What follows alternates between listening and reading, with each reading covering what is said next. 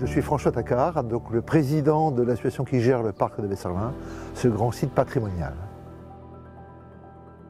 Alors, le site de Vesserlin, c'est un des témoins les mieux préservés de France, de l'industrie textile, d'un site qui a connu une grande splendeur depuis 300 ans.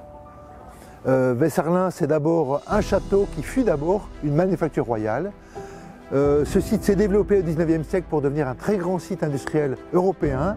Et dans ce développement, tout un aménagement a été créé d'usines, de jardins, de parcs, de villas, de fermes, etc., qui constitue un ensemble tout à fait exceptionnel, aujourd'hui quasiment intact.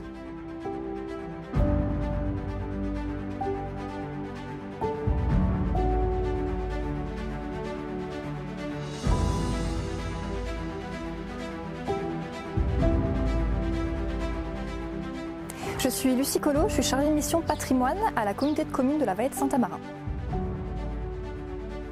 Ce nouveau cheminement va permettre de découvrir les 5 pôles écomuséals. Donc le premier, c'est vraiment le château, une nouveauté puisque les gens vont rentrer par le château, découvrir différentes scénographies, ensuite cheminer dans les jardins à Vesserlin et ensuite accéder au parc rural et à la ferme de Vesserlin par la passerelle en bois où là évidemment ils auront une superbe vue sur l'ensemble de l'écomusée. Et ensuite, un nouveau cheminement va permettre d'accéder à l'ancienne grande chaufferie. C'est une passerelle métallique qui va pouvoir permettre aux visiteurs de plonger dans l'ambiance de cette grande chaufferie et qu'ils pourront accéder à l'arrière à l'ancien laboratoire de couleurs où se passait tout un tas de choses, puis accéder enfin à la salle des turbines qui va devenir le café turbine où il y aura la boutique et un espace détente café très agréable pour terminer la visite. Je suis Jean-Claude Gueup, architecte muséographe.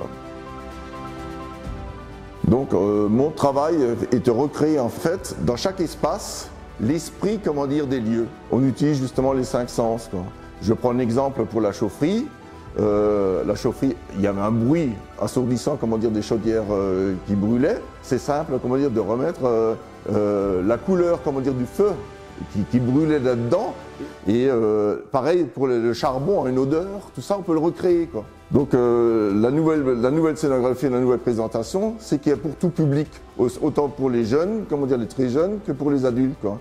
Et donc l'idée c'est, dès que c'est possible, à chaque fois, d'avoir une animation, comment dire, de retrouver en fait la vie à travers l'animateur dans le site.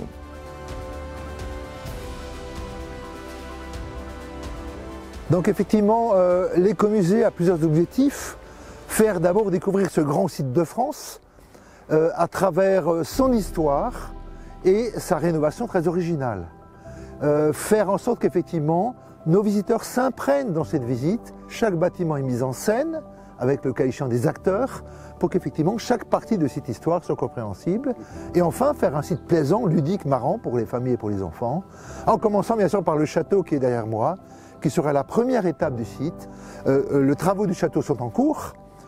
Aujourd'hui, on est à peu près à mi-chemin et on espère finir ces travaux pour à peu près dans 1 an pour une ouverture de l'écomusée au mois de juin de l'année prochaine.